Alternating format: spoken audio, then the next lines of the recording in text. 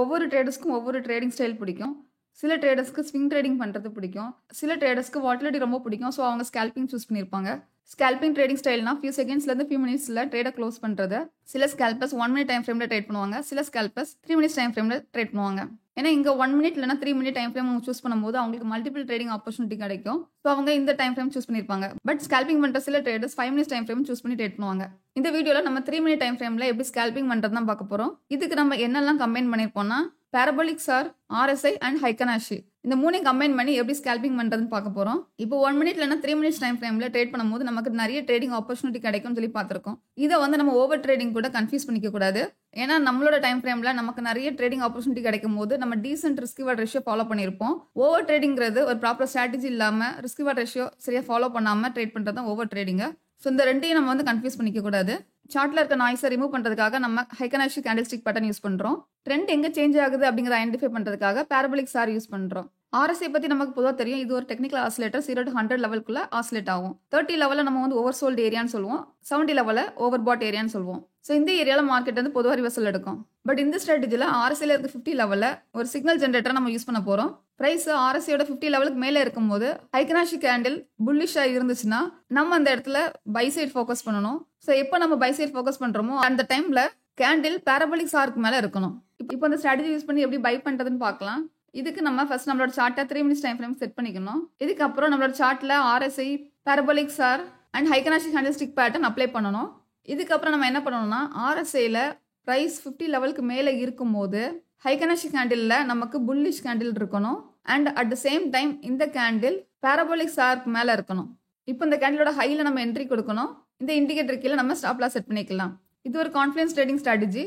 Just ஒரு signal கிடைச்சதுக்கு அப்புறம் நம்ம ட்ரேட் பண்ணாமல் மல்டிபிள் சிக்னல் கிடைச்சதுக்கு அப்புறம் நம்ம என்ட்ரி கொடுக்குறோம்.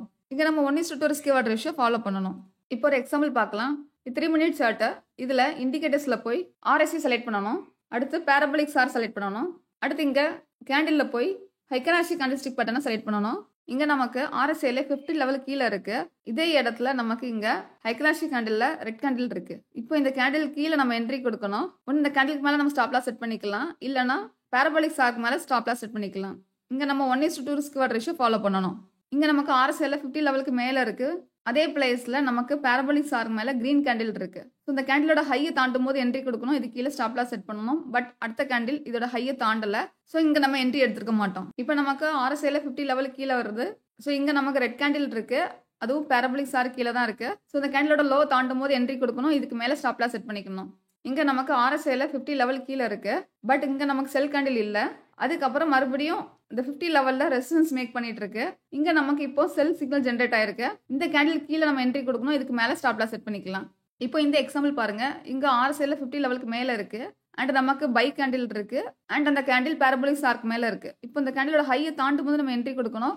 ஸோ இந்த இடத்துல நம்ம என்ட்ரி கொடுத்துருப்போம்.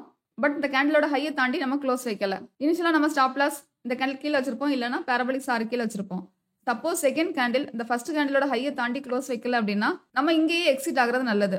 இங்கேயே நமக்கு ப்ரைஸ் 50 லெவலுக்கு மேலே இருக்கு. இந்த இடத்துல பை சிக்னல் நமக்கு கிடைச்சிருக்கு. இப்போ இந்த கேண்டிலோட ஹையை தாண்டும் போது என்ட்ரி கொடுக்கணும். இது கீழே ஸ்டாப் லாஸ் செட் பண்ணணும். இங்கே ஹையை தாண்டிச்சு நம்ம என்ட்ரி கொடுத்துருப்போம். பட் இந்த கேண்டிலோட ஹையை தாண்டி க்ளோஸ் வைக்கல. இதுக்குள்ளேயே க்ளோஸ் வச்சிருக்கு. ஸோ நம்ம இங்கே எக்ஸிட் ஆயிடணும். இப்போ RSIல 50 லெவலுக்கு மேலே இருக்கு. இந்த கேண்டில் தான் பை சிக்னல் கொடுத்தது. ஆனால் நம்ம இந்த கேண்டிலோட ஹை தாண்டும் போது என்ட்ரி எடுக்க முடியாது. ஏன்னா பேரபோலிக் சார் கீழே கேண்டில் இருக்கு. நம்ம பை சைட் ஃபோக்கஸ் பண்ணணும்னா பேரபோலிக் சார்க்கு மேலே தான் நம்மளோட கேண்டில் இருக்கணும். ஸோ இங்கே நமக்கு பேரபோலிக் சார் கீழே பை கேண்டில் இருக்கு. ஸோ இந்த ட்ரேட் நம்ம எடுக்கக்கூடாது. இப்போ இங்கே நமக்கு மறுபடியும் RSIயோட 50 லெவலுக்கு கீழே வந்திருக்கு. இப்போ இந்த கேண்டில் நமக்கு செல் சிக்னலில் கொடுக்குது. இந்த கேண்டிலோட லோ கீழே நம்ம என்ட்ரி எடுக்கணும். இதுக்கு மேலே ஸ்டாப் லாஸ் வச்சுக்கலாம். இல்லைனா பேரபோலிக் சார்க்கு மேலே ஸ்டாப் லாஸ் வச்சுக்கலாம். இப்போ இந்த இடத்துல நமக்கு ரெட் கேண்டில்ங்கிறது பேரபோலிக் சார் கீழே தான் இருக்கு.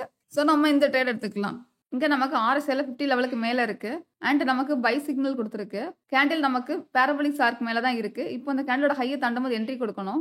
பட் செகண்ட் கேண்டில் இந்த கேண்டிலோட ஹையை தாண்டி க்ளோஸ் வைக்கல. அதுக்குள்ளே தான் க்ளோஸ் ஆயிருக்கு. ஸோ நம்ம இங்கே எக்ஸிட் ஆகிக்கலாம்.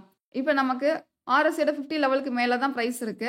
அண்ட் நமக்கு பை கேண்டில் கிடைச்சிருக்கு. பட் இதோட ஹையை தாண்டும் போது நம்ம என்ட்ரி கொடுக்கக்கூடாது. ஏன்னா பேரபோலிக் சார் கீழே கேண்டில் இருக்கு. இங்கே நமக்கு RSIயோட 50 லெவலுக்கு மேலே இருக்கு.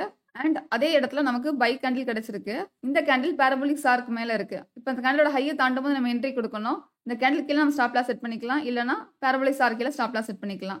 இப்போ இந்த வீடியோவில் லாஸ்ட் 2 டேஸில் இருக்கிற என்ட்ரி பற்றி தான் பார்த்துருக்கோம். இந்த ஒரு ஸ்ட்ராட்டஜி யூஸ் பண்ணி ஒரே ஸ்டாக்கில் நமக்கு லாஸ்ட் 2 டேஸில் நிறைய என்ட்ரி கிடச்சிருக்கு. இந்த மாதிரி நமக்கு நிறைய ட்ரேடிங் ஆப்பர்ச்சுனிட்டி கிடச்சதுன்னா நமக்கு நல்லா ப்ராக்டிஸ் பண்ண முடியும். சப்போஸ் நீங்கள் இந்த ஸ்ட்ராட்டஜி யூஸ் பண்ணி ஸ்கேல்பிங் பண்ணணும்னு நினைக்கிறீங்கன்னா ரிஸ்க் ரேஷியோ கரெக்டாக ஃபாலோ பண்ணணும். அண்ட் இதை பேக் டெஸ்ட் பண்ணிவிட்டு அடுத்து ஃபார்வர்ட் டெஸ்ட் பண்ணிவிட்டு அப்புறம் லைவ் ட்ரேட் பண்ணுங்கள்.